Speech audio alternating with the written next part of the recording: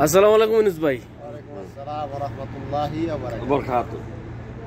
কালকে যে ভাই লোকটার যে পিটাই মারছে তোফাজ্জল নাম, কি অপরাধ ছিল লোকটার? আসলে আমরা মূলত নিজের দাবি করি যে আমরা মুসলমান। তো নৈতিক দাবি হিসাবে মুসলমান আরেক মুসলমানের প্রতি আমি মনে করি যে সহানুভূতি, ভালোবাসা, মানুষের প্রতি মানুষের ভালোবাসা থাকা উচিত। তো একটা মানুষ তো মানুষ হিসাবে তার উচিত ছিল যে এটা হয়তো কোনো কিছু চুরি করছে বা যাই করুক, মানুষ হিসেবে তার মৌলিক দাবি হয়েছে যে তার মোবাইল চুরি করছে, তাই এই কারণে তার মাইরা ফেলানো হইত। বিচার আছে, বিচার করতে পারে।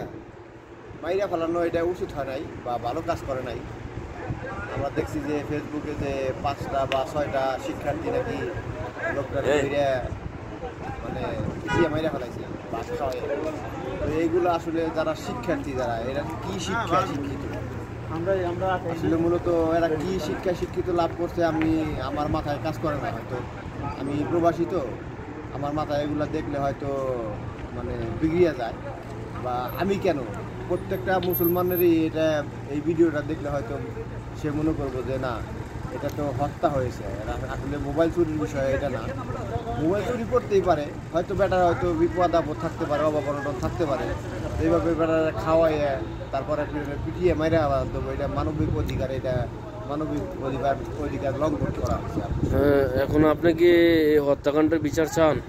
অবশ্যই আমরা প্রবাসীদের পক্ষ থেকে আমরা জোরদার দাবি ডক্টর ইউনুস স্যারের কাছে যে এইটা যেন সুষ্ঠুভাবে তদন্ত করে যে এই লোকটাকে কীভাবে কেন পিটিয়ে মারা হলো, এবং কি আমরা জানতে চাই বা দেখতে চাই যে এই একটা লোকের যে মারা হলো, এই লোকের মৃত্যুর বদলে মৃত্যু দণ্ড কার্যকর করা হোক, সর্বোচ্চ শাস্তি দেওয়া হোক। কেননা এই সমস্ত শাস্তি না দিলে মানুষে তার যে মূল্যবোধ, যে মানবিক যে বোধটা, এটা মানুষের প্রতি আস্থা হারিয়ে ফেলবে। বিচার করা হোক, অবশ্যই বিচার করা হোক।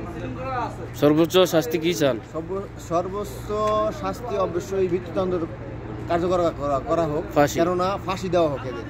এরা কেমন শিক্ষায় শিক্ষিত, এদের কি শিক্ষিত বলা যায়? আসলে আপনারা সবাই একটু বিবেচনা করবেন এবং এই ভিডিওটা অবশ্যই শেয়ার করবেন। প্রত্যেকটা মুসলমান ভাইদের প্রতি অনুরোধ রইল।